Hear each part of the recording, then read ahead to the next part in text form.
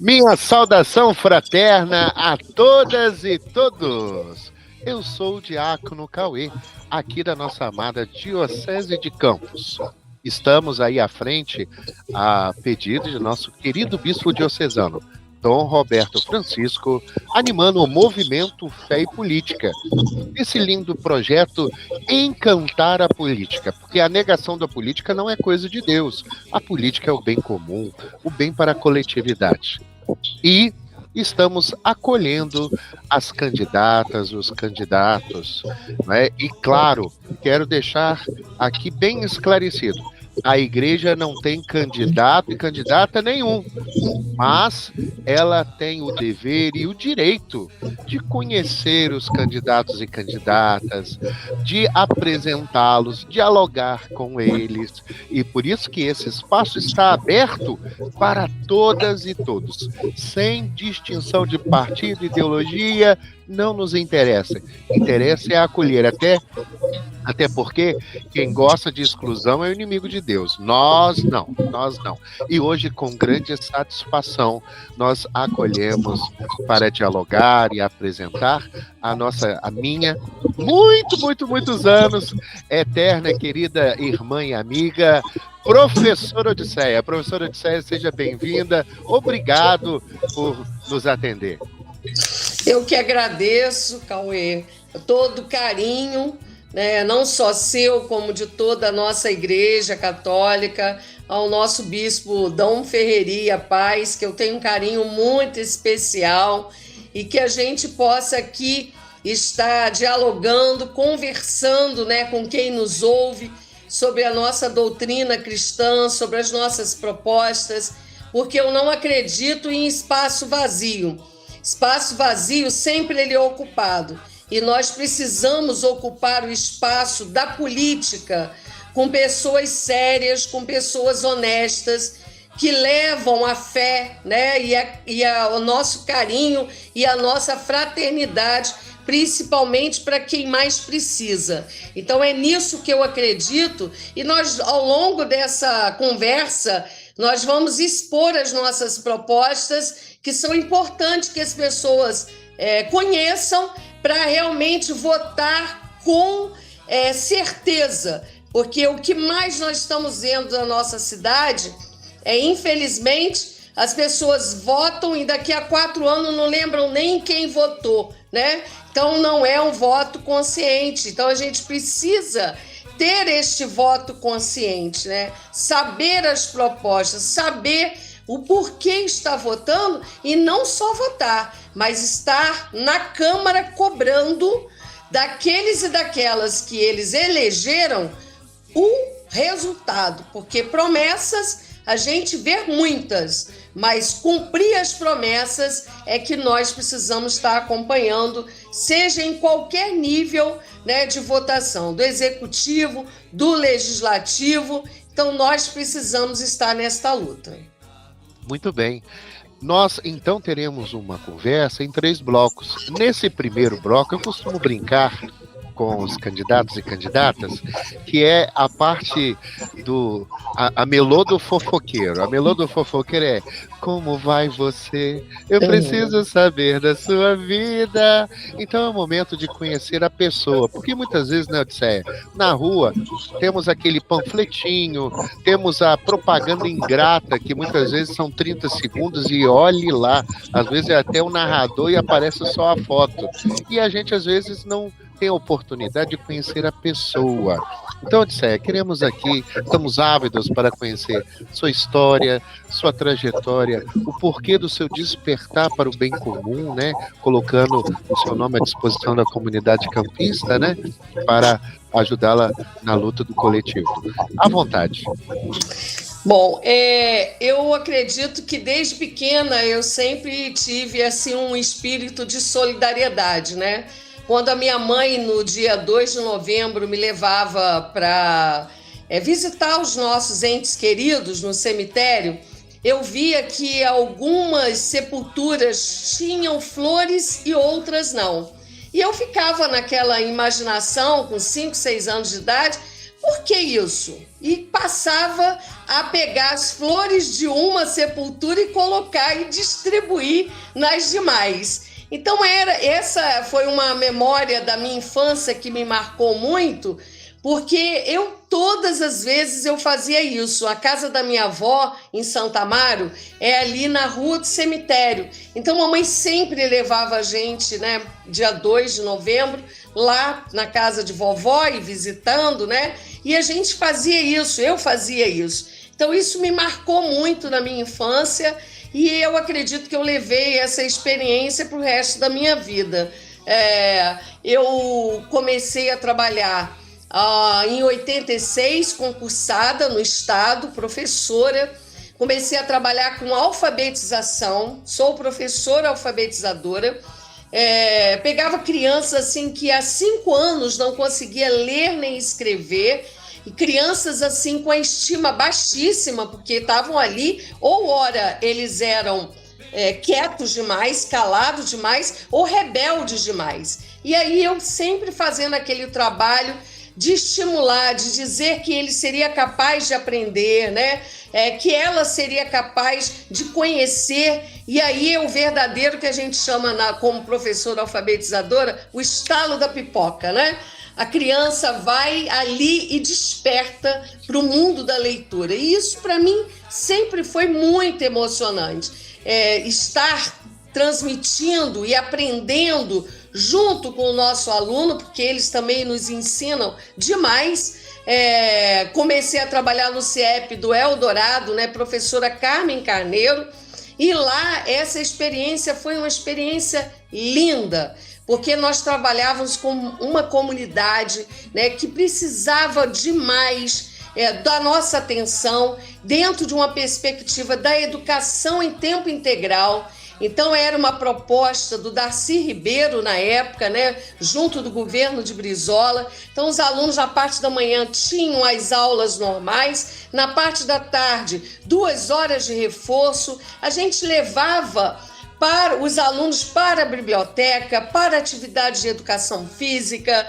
Tinha os nossos animadores culturais, pessoas importantíssimas em todo o processo de resgate da cultura da comunidade. Então, foi um trabalho maravilhoso que eu tive a oportunidade de realizar, junto com o professor Eduardo Peixoto, Ana Maria Faria, que era diretora na época, e vários profissionais, né, que lá atuavam, a Gessilda, que depois eu fui trabalhar com ela no Félix Miranda. Então, sejam muitos profissionais que eu tive a oportunidade de conhecer. Então, foi um trabalho muito bonito e que eu me orgulho muito. Depois, os salários baixos, né? Você é professor, você sabe disso. Eu entendia que eu não tinha como largar a profissão. Eu gosto de ser professora, sempre amei a minha profissão. Então, qual seria o caminho para a gente lutar pela melhoria da qualidade de ensino e condições de trabalho e condições salariais? Era entrando no movimento sindical. E foi aí que eu entrei no CEP, né? Começa a minha história no CEP, que é o Sindicato Estadual dos Profissionais da Educação, e lá nós começamos a lutar pelos nossos direitos enquanto categoria. E graças ao CEP, eu sou hoje o que sou, não só na minha formação política como profissional, foi muito também desta luta coletiva que eu aprendi, né, e que o sindicato e na coletividade a gente conseguiu se unir. Fui participar depois da Confederação Nacional dos Trabalhadores em Educação, representando o CEP do Estado do Rio de Janeiro. E lá eu participei da Secretaria de Mulheres. Foi quando eu fiz parte do Conselho Nacional das Mulheres. E também foi uma outra experiência que ampliou o meu horizonte no sentido de combater, né, a violência doméstica, de estar na luta pelos direitos das mulheres, né, a questão da implementação da Lei Maria da Penha, que é uma lei importantíssima hoje para coibir a violência. A gente está vendo aí o feminicídio aumentando cada vez mais, E esse momento da minha vida também foi muito importante participar desse Conselho Nacional. Foi quando eu conheci a Nilceia Freire, que foi ministra das Mulheres. Nessa luta, eu estava, na primeira vez, em 2008, me candidatando. Já tinha passado no concurso como pedagoga do município, atuando, trabalhando no Parque Cidade de Luz, na Lídia Leitão, na Escola Municipal Lídia Leitão de Albernaz, e fazendo esse trabalho paralelo junto ao movimento sindical e também do movimento de mulheres. Foi quando eu, em 2008, devido à luta do movimento sindical, movimento de mulheres, um grupo de pessoas, amigas próximas, né? Todo mundo junto, resolvemos, não, vamos enfrentar a política. Está na hora de ocupar essa cadeira. E, na época, eu me predispus a vir como candidata, tive 2.600 votos, graças à ajuda de todo mundo. Foi uma campanha linda, linda demais. E eu, na época, fiquei como primeira suplente. E foi a época do governo Lula, a ministra Nilceia Freire, né, que antes era presidenta nacional do Conselho, que já conhecia a minha trajetória de luta do movimento sindical, movimento de mulheres, ela me resolve me chamar e me convocar, porque eu tinha ficado como primeira suplente, me convocar para Brasília. E lá eu fui assessora especial da ministra Nilceia Freire. E meu trabalho era não só estar junto com ela, como também andando pelo país inteiro, falando sobre a Lei Maria da Penha. E a gente, como professora, sabe fazer isso, né? E aí a gente foi, porque também não basta ter a lei em si, era preciso que ela fosse implementada. E, na época, nós fizemos um trabalho belíssimo. Foi quando, infelizmente, houve a fatalidade do acidente que culminou com a morte do Renato Barbosa, que foi o titular, né, na época, que ele ganhou as eleições, e eu me vi, né, convocada de volta à minha cidade, sabendo que eu tinha que cumprir essa tarefa e essa missão de ser vereadora. E foi, assim, um momento muito importante na nossa vida, porque a gente fez um trabalho coletivo, Cauê, muito interessante. O nosso mandato era um mandato de rua, um mandato de diálogo com a população. Enfrentei muitos problemas, né, de ameaças de morte, inclusive. Um deles que ficou muito conhecido, porque eu, quando recebi um relatório no meu gabinete, um relatório anônimo, uma pessoa deixou dentro de um envelope pardo e pediu que me entregasse. Quando eu abri, eu me deparei diante de depoimentos, né, numa investigação policial, que era o caso das meninas Guarulhos, que você deve ter acompanhado na época, né? As meninas de Guarulhos foi um caso estarrecedor do nosso município. Eu tive diversas vezes com o bispo Dom Ferreira para poder me aconselhar, para poder ele me dar força, né, e aumentar mais a nossa fé naquela proposta que eu estava ali me colocando à disposição, e como missão e como cristã. E ali eu me deparei com um caso de cárcere privado de meninos e meninas de 9 até 13 anos de idade que eram servidas a políticos e a empresários, né, na nossa região. Tinha relatos ali de meninas que tinham que ter relações sexuais com até 20 homens por dia. E a Jéssica, que é a menina que deu origem a tudo isso, é uma aluna nossa de escola pública, né? Uma adolescente revoltada com a miséria, morando apenas com a mãe solo, e que foi aliciada por uma outra adolescente de 16 anos, numa festa aqui na nossa cidade, que prometeu a ela que ela seria uma grande modelo, uma grande artista, e apresenta ela ao aliciador, né, o chefe do tráfico de pessoas e também responsável por todo esse processo, né, de encarceramento dessas crianças. E lá essa menina foi falar com ele e ficou encarcerada, né? A aliciadora tinha 16 anos de idade, mas ela, por já estar no tráfico, já está consumida pelas drogas, vamos dizer assim, ela ia e vinha, ela não ficava mais encarcerada, porque ela já estava na dependência, não só financeira como do vício, né? E ela que fazia esse papel de ir às festas, buscar essas nossas adolescentes, né?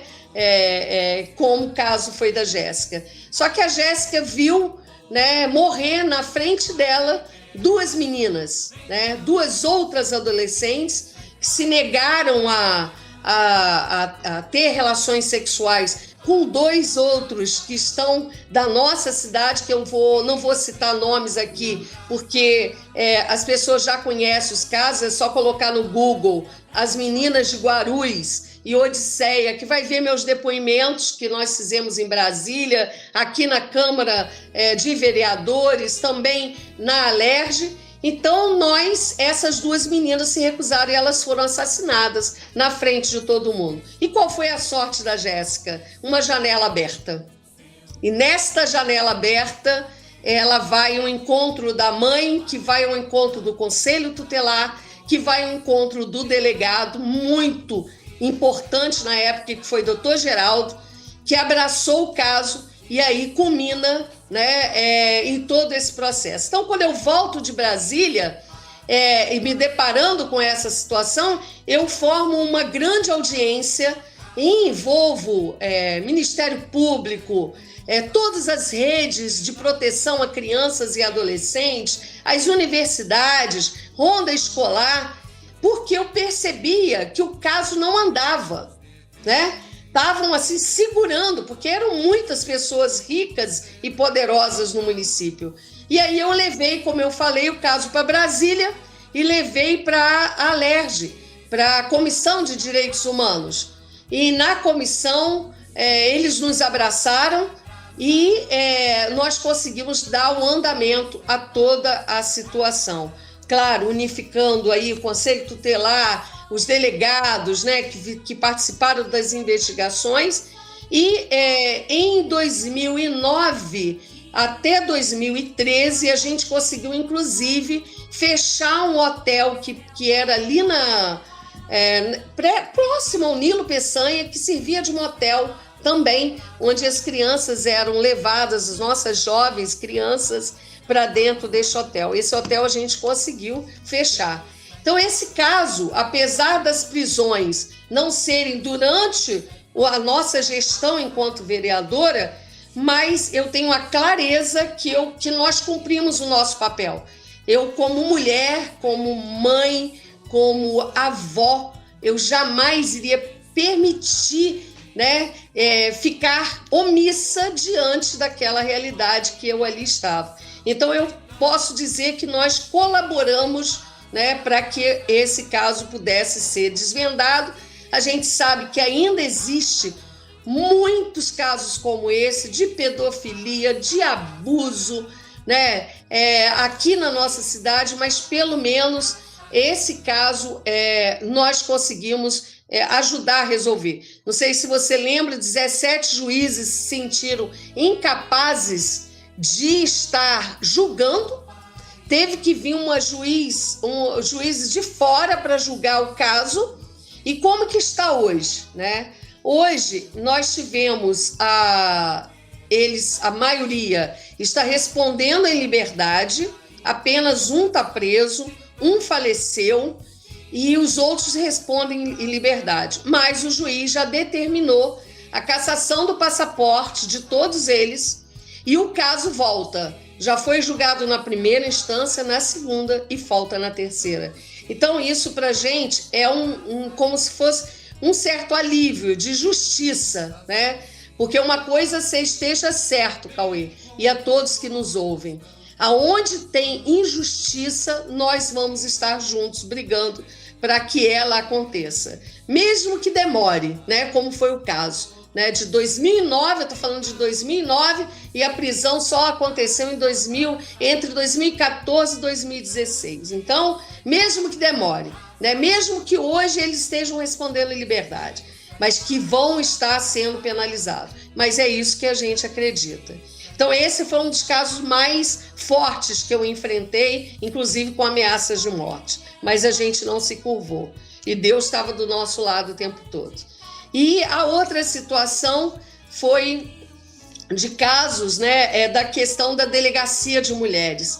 Nós, quando eu estava em Brasília, trabalhando lá no Ministério das Mulheres, a gente não entendia o porquê o movimento feminista de Campos, sempre lutando para termos a delegacia, e eu fui descobrir que, na verdade, em Brasília, faltava parceria municipal, ou seja, o município tinha que doar um terreno para poder ter o recurso do governo federal para fazer a obra, que já estava garantido, e ter o Estado como parceria para fazer o concurso para os servidores trabalharem na delegacia de mulheres.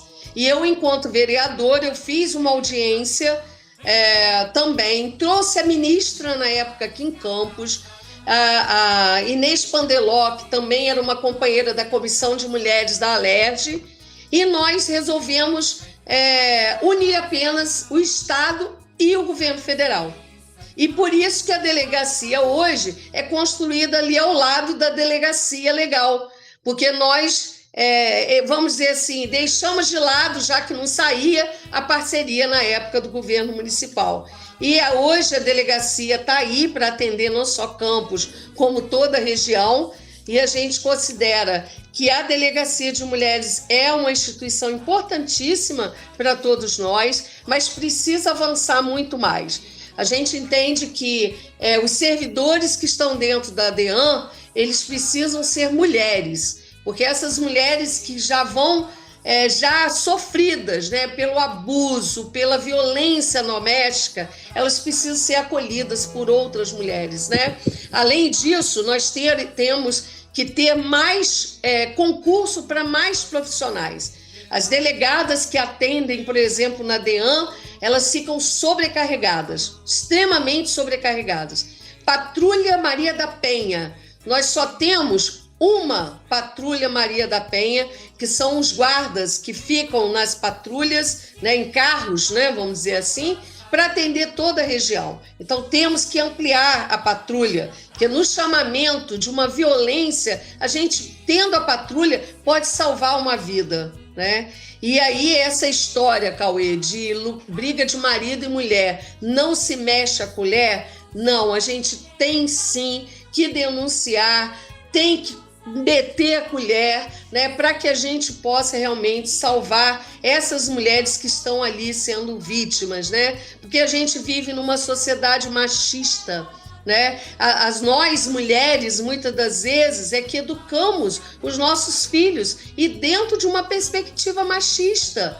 A gente não pode ter essa visão, mas nós fomos educadas assim e a gente precisa desconstruir essa imagem, né? De uma sociedade machista, onde o homem faz isso, a mulher faz aquilo, o homem não pode ajudar a mulher a cuidar do filho. Quem disse isso? Né? Eu, quando fui trabalhar em Brasília, quem ficou tomando conta da nossa filha foi meu marido. Eu vinha de Brasília de 15 dias, né, para casa, para o lar, e foi ele que tomou conta da mãe dele, que estava muito doente na época, minha sogra, Genilda, foi ele que cuidou da nossa filha. Então, é isso, são parcerias, né? O homem hoje, dentro da nossa sociedade, precisa ser parceiro para que a gente possa ter essa igualdade de homens e mulheres em destaque, né, em posições de poder, né, e decisões dentro da nossa sociedade. Então, no nosso mandato também, a gente implementou leis, mais de 300 projetos, como o Hospital da Mulher, como a questão das crianças desaparecidas. Eu não sei se você sabe disso, mas existe um número imenso de crianças no município de Campos desaparecidas. Isso é uma coisa gritante. E o desespero dos pais, de uma mãe, de ver o seu filho e sua filha desaparecida. colocamos também, implementamos a questão de concursos públicos, o nosso plano municipal, Cauê, Plano Municipal da Educação, foi votado no dia 30 de dezembro de 2009, onde a gente que coordenou esse processo todo. Se hoje nós temos o piso nacional, né, implementado no município de Campos, foi porque nós tivemos o nosso plano de carreira. Não foi o que a gente queria, temos que ampliar. Por quê? Hoje, no nosso plano de carreira municipal, nós só temos professores e corpo diretivo pedagógico, ou seja, pedagogos supervisores. Nós precisamos ampliar esse plano de carreira, colocar animadores culturais, secretários de escola, auxiliar de turma, né? Ou seja, os outros mediadores, inspetores de alunos, ou seja, os outros profissionais que atuam dentro da escola. Então, essa é uma próxima etapa que a gente precisa fazer. Então, foi muito trabalho. E sempre assim, dialogando com a população, a questão dos 30% de merenda escolar que tem que ser comprada diretamente dos nossos pequenos agricultores, né? Nós acolhemos o movimento dentro da Câmara, do Movimento Sem Terra, né? Você já participou de diversos atos, né? Nossos. Então, quer dizer, tendo esse olhar, né? O município é de uma extensão, nós temos 508 famílias só dentro do assentamento do Zumbi. É muita gente, e que precisa ter um investimento da agricultura familiar para poder fornecer esses alimentos. Estou falando de 30%, é o mínimo. Os nossos pequenos agricultores ficam nas feirinhas, né, da roça, vendendo seus produtos, vendem para São João da Barra e não conseguem vender para Campos, porque precisa de um incentivo, né? É necessário que haja isso. Também em relação à cultura do nosso município. Então, foram muitos projetos que a gente conseguiu realizar. Só que, na época, eu perdi as eleições, acho que por 120 e poucos votos, né, do outro candidato, que foi eleito e, infelizmente, um ano depois abandonou o nosso partido, né? Então, são coisas da vida. Eu, na última eleição, eu fui candidata a prefeita, numa conjuntura totalmente adversa, né? Em plena pandemia, mas a gente colocou o nome porque nós tínhamos o nosso presidente Lula, que na época estava, né, sendo aí, passando por um processo doloroso da vida dele, e a gente não podia baixar a cabeça, e hoje, graças a Deus, uma conjuntura totalmente diferente, né, com o presidente Lula eleito, tirando 33 milhões de pessoas da linha da miséria. A gente sofreu muito durante o período da pandemia, onde milhares de pessoas, mais de 700 mil pessoas morreram. Acho que foi uma época para todos nós de muito sofrimento não só físico, como mental, né? Eu considero a pandemia assim, uma coisa que eu vivi, né? Graças a Deus, nós perdemos só apenas uma pessoa na nossa família, mas eu imagino o sofrimento das pessoas em perder os seus entes queridos e não poder enterrar, não poder se despedir, né? A doença era uma doença tão ingrata que o abraçar, que é algo que a gente adora fazer, né? O ato de amor aos nossos pais e aos nossos parentes era não abraçar. Olha que loucura que foi esse momento, né? De pessoas morrendo. A gente assistia aquilo pela televisão, né? Várias. Não, era uma coisa enlouquecedora. E muita gente ficou muito deprimida. E muita gente que eu conheço não voltou ainda ao normal, né? Depois dessa tragédia. Muitos idosos adoeceram mais ainda. Encontro com muitas pessoas, amigas minhas, que falaram: meu pai, durante a pandemia, acentuou o Alzheimer, veio o Parkinson, ou seja, doenças, né, que que pela questão de ficar em casa, de não ter como sair, de não ter como ter contato com as outras pessoas, acabaram adoecendo. Então, hoje, o nosso presidente Lula está aí, como eu falei, a conjuntura hoje é uma conjuntura diferente, né? E aí a gente acredita que vai conseguir entrar na Câmara de Vereadores e fazer um bom trabalho, sendo representante da voz dessas pessoas que mais humildes e que mais precisam. Falei muito, né? Nada, tem que ficar à vontade.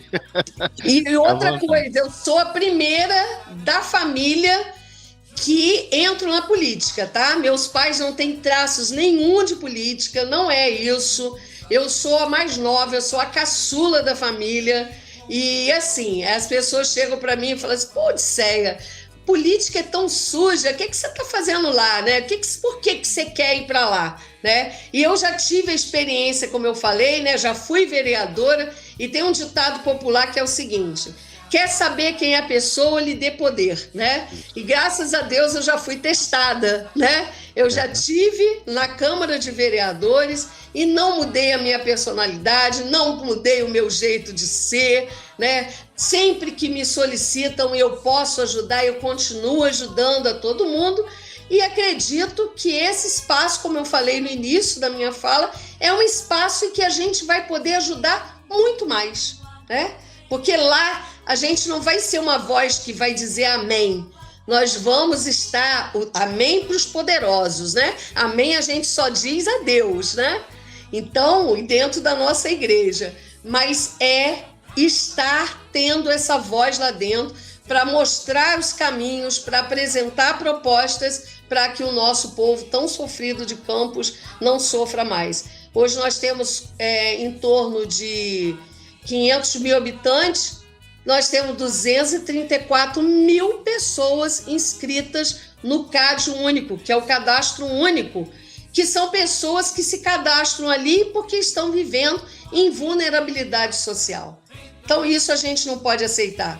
A gente que trabalha, que tem a comida na mesa, a gente não se sente feliz com o nosso irmão e a nossa irmã que não tem o que comer. A gente passa nas ruas, Cauê, dia de domingo, quando a gente vai na missa na catedral, quando você sai da missa, tá ali, olha. Ou dia a dia, as pessoas dormindo, recebendo comida de pessoas que se doam, né, de voluntários. As irmãs ali no Jardim São Benedito, é o café da manhã, é o almoço, é o café da tarde. São filas imensas de pessoas que você visita e tem aquele olhar triste. É o olhar de fome, gente, é o olhar de miséria. E aí nós temos no município de Campos um recurso de 3,3 bi. Então, não tem como. Essa é uma realidade que foge, né? Nós temos esse recurso e que não se reverte para a nossa população em geração de emprego, na cultura, na saúde. Então, é isso que a gente não aceita. E nós vamos estaremos na Câmara lutando para que essa realidade se reverta. Perfeito. Minha querida irmã, agora no nosso segundo momento, até peço perdão, porque é um momento que o diácono fala mais um pouquinho, demorado um pouquinho, mas é importante. Eu quero só frisar uma palavra importante que você disse, mas você vai estar nesse lugar sujo, e eu pensei comigo aqui, mas é sujo porque ninguém limpa, tem que ter gente para limpar. Inclusive a vocação do leigo e da leiga é o mundo temporal, o mundo da política. É lá os leigos e leigas, atendendo ao batizado, devem estar lutando e levando o evangelho para limpar e combater a injustiça, né? E lutando pelo bem comum. Minha querida irmã, nesse segundo momento, então, veja bem, às vezes nós, religiosos, e aí a gente fica numa situação muito complexa, delicada, até porque a gente vê tantas pessoas de bem, né, que batem com unhas e forças pela defesa da democracia, pelo Estado democrático de direito, e devemos todos continuar lutando por isso, que é um grande bem. Mas nos entristece, sobretudo que muitas vezes, pelo fato de nós sermos religiosos, essas mesmas pessoas que defendem a democracia dizem, não, mas vocês não podem falar porque vocês são religiosos. Alto lá, pera lá. Nós somos cidadãos e cidadãs. Nós também temos o direito de participar. Que isso? Claro, claro. Se existe alguém ou grupos que querem impor a sua fé aos outros, está errado. Nós mesmos somos contra, né? Eles estão errados, mas nós também temos, de modo geral, né? Nós temos o direito dentro da democracia, dialogando, debatendo, né? Com todo mundo, a defender aquilo que nós pensamos que é importante para o coletivo, né?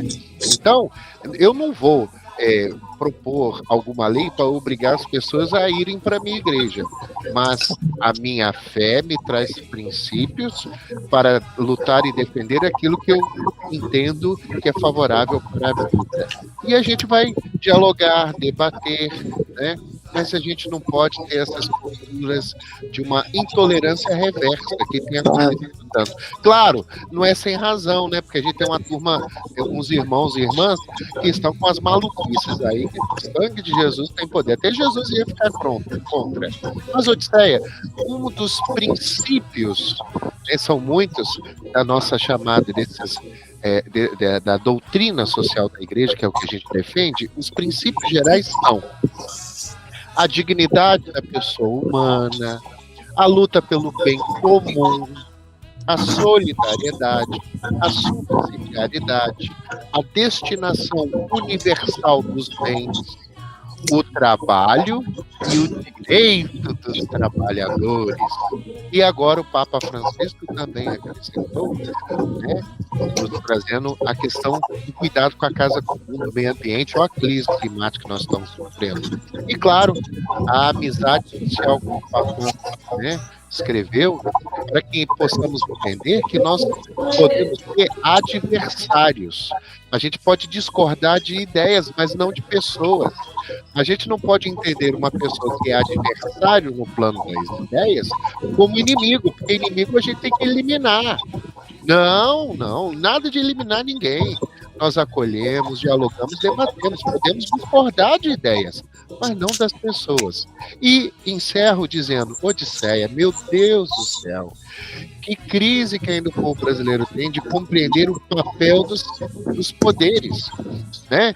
O poder legislativo é uma coisa, o poder executivo é outra. Por que eu estou dizendo? Às vezes a gente vê aí candidato ao executivo que propõe troço que é tudo do legislativo. A gente vê uns candidatos a vereadores e vereadoras que estão prometendo coisa que é do executivo. O papel do legislativo é lei e fiscalizar para ver se a lei está sendo cumprida. Esse é o papel. Por isso que eu compreendo, Odisseia, não se pode absolutizar a postura de eu sou oposição e eu sou cidadão. Situação e oposição. Não, o vereador e vereadora, ele é um poder independente e ele foi eleito para o povo inteiro, não para os seus eleitores. Então, tudo aquilo que for bom para o povo, o vereador e a vereadora apoiam. O que for ruim, vai contra, independente de quem está no executivo, porque ele foi eleito para cuidar do povo, né? Então, bem, fique à vontade e também nos mostre suas propostas. Essa situação é a situação muito difícil mesmo da população entender, né? Por quê? Porque muitas das vezes, como a gente tem visto nos últimos tempos, a Câmara vira uma briga, uma disputa laica, quem é oposição, quem é situação, e acaba a população em si sendo prejudicada por causa dessas disputas políticas. Lógico que nós temos uma posição firme e a nossa posição terá que ser sempre ao lado da população campista. Então, é essa a nossa visão. E como foi muito bem falado por você, qual é o papel do vereador? O papel do vereador é apresentar projetos de lei, né, para indicar ao prefeito que ele estabeleça e realize as ações que foram votadas na Câmara. Exemplo, nós temos hoje um déficit habitacional de 15 mil pessoas que não possuem, isso assim, um levantamento que foi feito há uns 4 anos atrás, 15 mil pessoas que não têm moradia. Então, o vereador vai fazer um projeto de lei e indicar que o prefeito realize a construção de 15 mil moradias em parceria com o governo federal, com Minha Casa Minha Vida. Então, pode fazer isso. E aí, qual é o outro papel do vereador? É fiscalizar se os recursos do município para realizar essas casas e o recurso do governo federal e parceria com o estadual estão sendo bem aplicados, se as casas estão sendo construídas, né? Então é esse o nosso papel enquanto vereador, não só de fazer as leis, indicar projetos, como também de estar fiscalizando esse recurso. Nós tivemos, por exemplo, Cauê, na pandemia, mais de 2.500 pessoas que ficaram desempregadas. Então, ou elas comiam, ou elas acabavam pagando o aluguel. Resolveram ocupar, né, um Novo Horizonte. Hoje à tarde, inclusive, nós vamos fazer uma carreata lá, o que é um espaço de casas, né, que tinham sido sorteadas pela prefeitura na época, mas não foram entregues. E aí essas pessoas desesperadas foram para lá. Nós, do Movimento Social Organizado, partido político, a gente ajudou, né, no todo o processo. E hoje, depois de muita luta e organização dos próprios moradores, vai ter a regularização por parte da prefeitura das mais de 750 pessoas cadastradas na prefeitura que moram no Novo Horizonte. Olha só que coisa importante, né? Então, foi fruto da luta.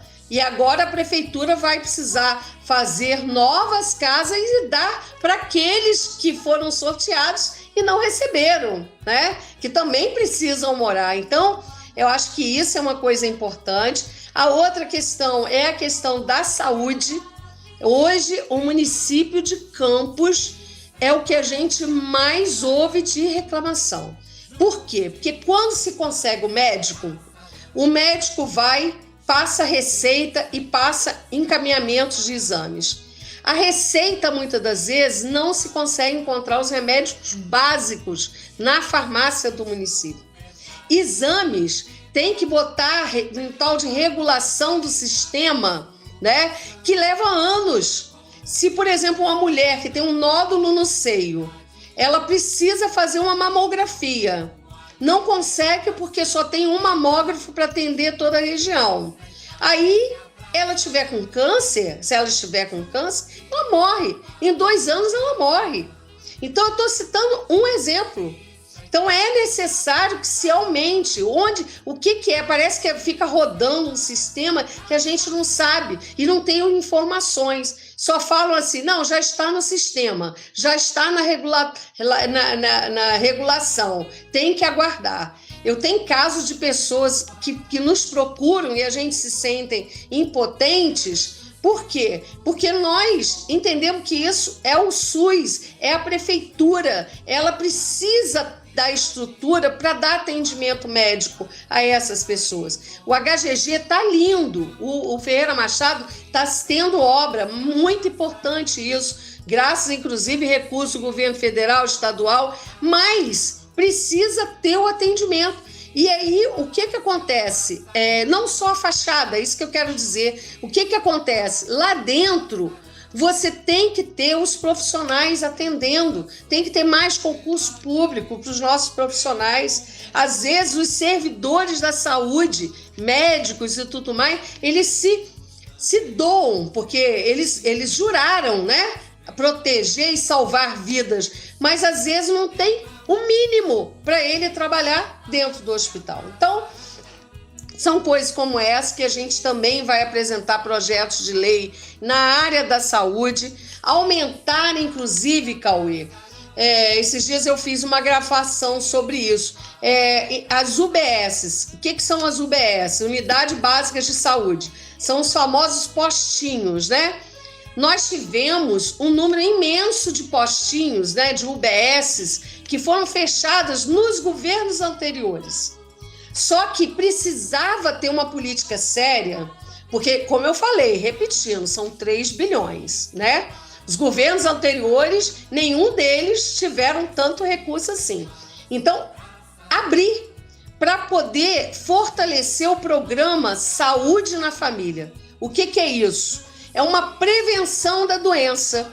Se eu tenho pressão alta, se eu sou diabética, e eu posso ir no postinho para poder me consultar com o médico, me prevenir, eu não vou ter um AVC, eu não vou ter que amputar uma perna, nem um dedo, né? Por quê? Porque eu estou cuidando da minha saúde de forma preventiva para eu não chegar até o hospital, não ter necessidade de chegar ao hospital. Então é fortalecer. Nós temos, por exemplo, eu fui na Nova Canaã, um espaço lindo da prefeitura, fechada, lá servindo como pessoas entram lá para fumar, entendeu? Para usar drogas. E em vários outros, lá na Fazendinha, tem uma linda, fechada, sabe? E em muitos outros bairros, na Lagoa das Pedras, fui também.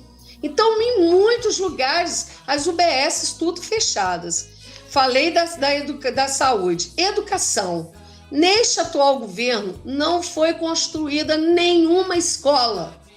E desde 2015, nós estamos vendo fechando escolas do campo. Isso também é um absurdo. Foram mais de 20 escolas fechadas desde 2015 até os dias de hoje. Por quê? Porque eles entendem que tem 15 alunos. Ora, se tem 15 alunos, coloca o transporte escolar da região para os alunos irem estudar naquela escola. A gente sabe da dificuldade dos nossos alunos do interior para estudar. Então, não tem o porquê de fechar a escola. Tem que dar recursos para que a gente possa trazer mais alunos. Tem uma escola lá perto de Ibitioca que você tem que andar a cavalo para chegar até a escola. Aí, como ficam os alunos dali daquela área, daquela região, das pessoas que moram ali na fazenda, sem escola, com a escola fechada? Não tem como. Então, é uma situação e aumento de vagas para as creches, tá? Nós tivemos um número, no ano passado tinha 6 mil crianças fora de escola.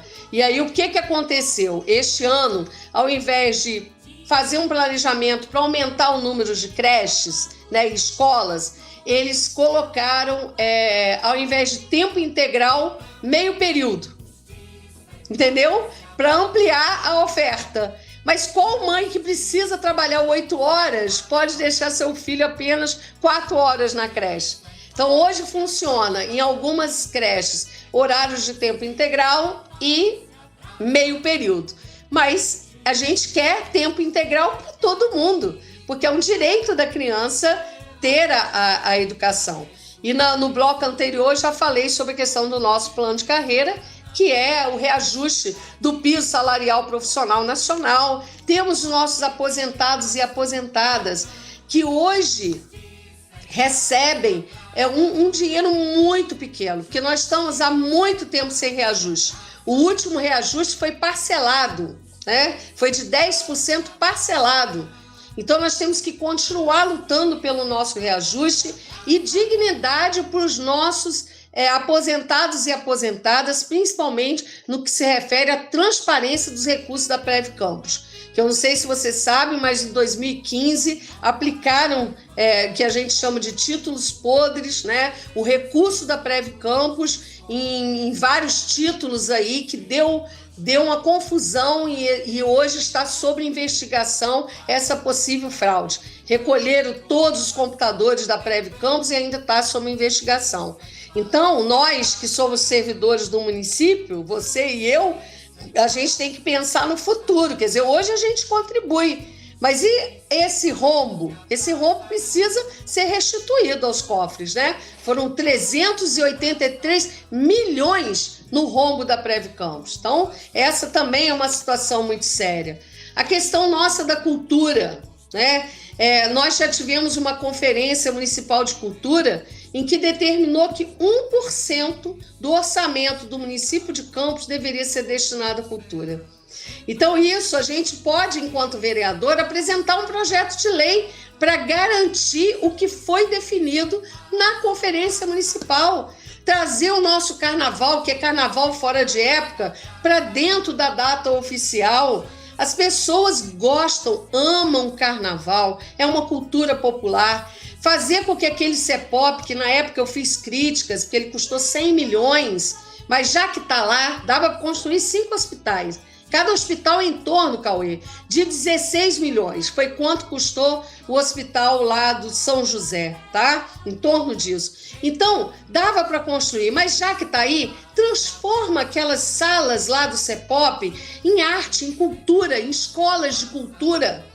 Né? Vamos trazer as quadrilhas, festas juninas, lindas, maravilhosas, no mês de agosto, para a gente abrilhantar aquele CEPOP e não deixar o CEPOP ser um espaço de carros, né? Exposição de carros ou shows que fazem lá e cobram da população.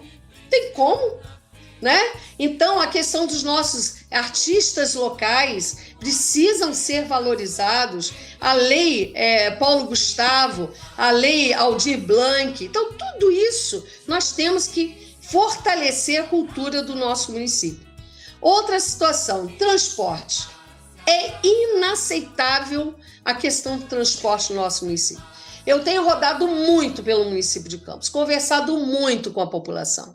Eles relatam que isso é o pior problema que eles enfrentam. Enfrentam porque às 19h30 não tem ônibus para lugar nenhum. Não tem. A cidade, as pessoas que moram, por exemplo, na Baixada, em Braga, eles querem fazer algum curso até social na UF, na UENF, de vestibular social? Não tem como. Por quê? Até estudar mesmo nas universidades, ou tem que ficar na casa de algum parente na cidade, porque não tem como voltar. Pagar Uber não dá. Então, as pessoas que moram aqui na cidade até vão porque ou vão a pé ou vão de bicicleta.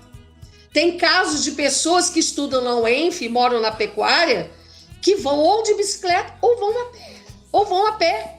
Então, receberam agora 540 milhões do governo federal para a renovação da frota de ônibus e estarem ampliando para as vans para micro-ônibus. Então, nós vamos, enquanto vereadores, estar fiscalizando esses recursos, se eles realmente vão ser aplicados ou não, né? E nós temos do governo federal uma proposta, né, que já é implementada em mais de 160 municípios, inclusive municípios do Porto de Campos, que é o chamado ônibus de graça. O que é o ônibus de graça? É um ônibus que é para trabalhador e trabalhadora, que lá em Maricá são os vermelhinhos. Nós temos essa experiência em São João da Barra. Sabe até que horas que o São João da Barra passa ônibus? Até 11h30 da noite, 23h30. Você sabe que Eduardo, meu marido, ele não dirige. Então, quando eu não estou dirigindo, né, ele anda tudo de ônibus, ele anda tudo de van, inclusive em São João da Barra. Ele anda tudo lá. Então, é uma situação que realmente possível acontecer. Eu não estou falando aqui uma ideia mirabolante para enganar ninguém. Ônibus de graça é possível e já foi comprovado que 30% do nosso orçamento fica no transporte. Então, você imagina a cidade de Campos tendo ônibus circulando para tudo quanto é lado, né, para a classe trabalhadora. Então, em Maricá e São João da Barra já existe isso. E uma outra coisa que eu não posso... você falou muito na questão do ambiente, né? Nós não estamos cuidando do nosso planeta do jeito que deveríamos, né? Tivemos a enchente no início do ano, né, lá em Santo Eduardo. Agora nós estamos vendo aí essas queimadas horrorosas, inclusive os nossos animais, tudo sendo queimados. Então, quer dizer, precisamos cuidar do nosso espaço. E, por fim, eu queria falar de duas pessoas que eu considero, assim, maravilhosas. O nosso deputado federal, Raimon, tem nos ajudado muito nessa campanha. Ele foi padre durante 7 anos, depois ele deixou a batina, mas jamais a religião. Nós tivemos aqui com o nosso bispo, Dom Ferreria, por quem eu tenho uma paixão imensa e uma admiração. Por quê? A primeira vez que eu conheci o Dom Ferreria foi num culto ecumênico na escola Carlos Chagas, no Zumbi 2, né? E lá ele fez com a presença de pastores, tinham kardecistas, tinham evangélicos, e ele lá pregando para todo mundo e dando voz para todas as religiões. Então, eu não aceito a intolerância religiosa. Acho que ninguém deveria aceitar a intolerância religiosa. Todos nós acreditamos num Deus, cada um dentro da sua religião, né? Para que a gente possa fazer o bem. Porque o que a gente quer é o que você falou. Nós temos que ser fraternos, nós temos que ser solidários e dar dignidade à nossa população, né, para viver bem, que é isso que a gente acredita. A gente quer trabalho.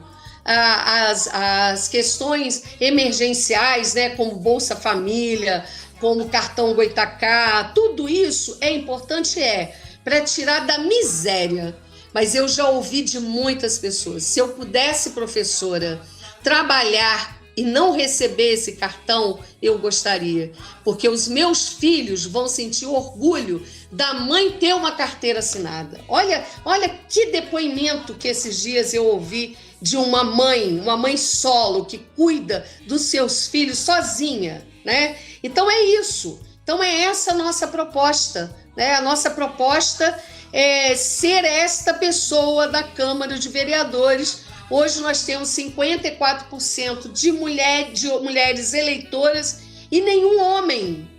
Aliás, só homem na Câmara, nenhuma mulher na Câmara.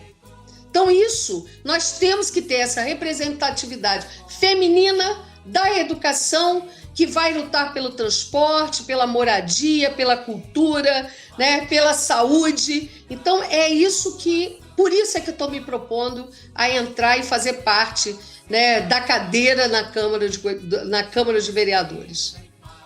Muito bem. Chegamos ao final agora no nosso último bloco, Odisseia, onde eu vou ler aqui a mensagem do Papa Francisco na carta Fratelli Tutti. Somos todos irmãs e irmãos, né?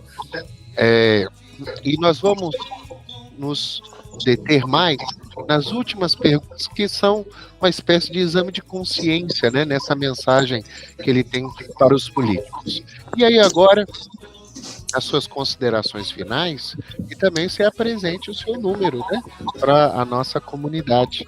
Até porque, meu irmão, minha irmã, como eu disse, nós não temos candidatos e candidatas, mas a gente pode conhecer, apresentar, por isso que esse espaço está aberto para todas e todos. Claro, tem que coincidir com a agenda do diácono e a agenda do candidato, né? Porque o diácono também tem que ter o seu ganha-pão, como o candidato também está aí na luta, né?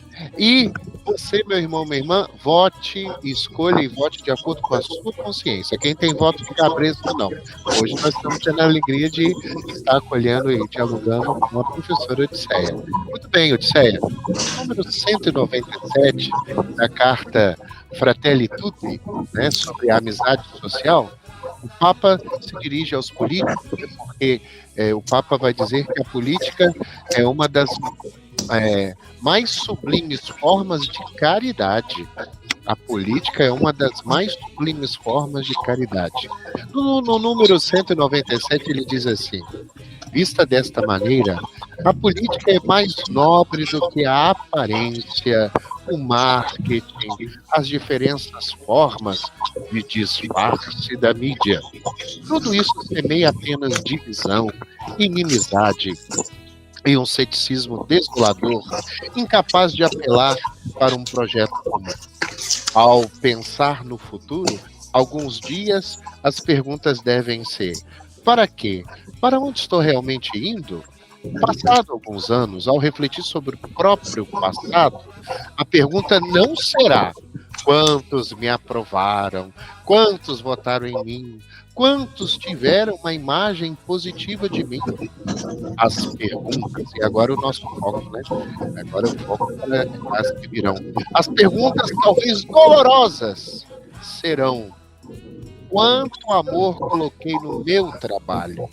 Em que fiz progredir o povo? Que marcas deixei na vida da sociedade? Que laços reais construí? Que forças positivas desencadeei? Quanta paz social semeei? O que produzi no lugar que me foi confiado?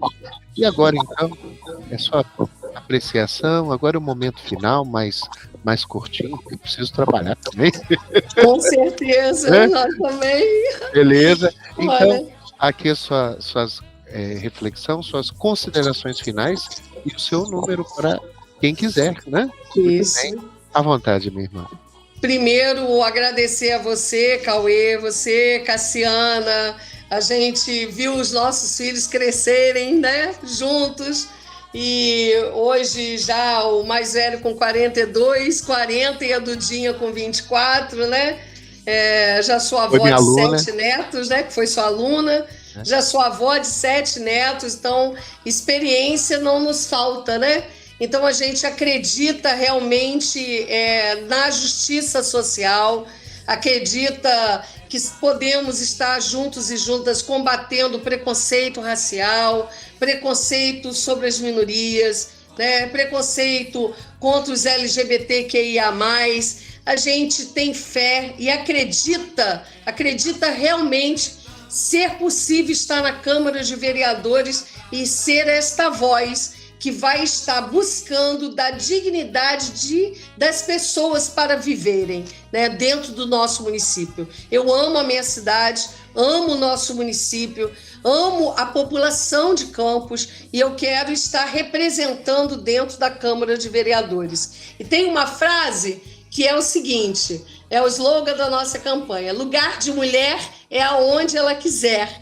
Então será na Câmara de Vereadores com o apoio da população campista, e o meu número é Odisseia 13613. Muito bem, muito bem. Desde já deixamos aqui o nosso agradecimento, o abraço e a bênção de Dom Roberto Francisco, Amém. viu? E como eu tenho dito aos candidatos, que tudo dê certo, né? Que tenhamos uma campanha limpa, uma campanha honesta, né? E sem violência. A gente viu que teve candidato, acho que é Maricá, não, São João de Meriti, né? Que foi assassinato. Quer dizer, que é isso? Absurdo. E fora toda a exclusão, né? E que a gente possa sempre ter inclusão. Que Deus abençoe, viu, minha querida irmã, Amém. minha querida amiga. Brigadão. Então, eu que agradeço. Beleza. Meu irmão, minha irmã, que então aqui nos escutaram. Aqui, ó, uma excelente opção também, viu? Escolha quem você quiser e vote com consciência. Mais vote, participe. Deus abençoe. Até a próxima.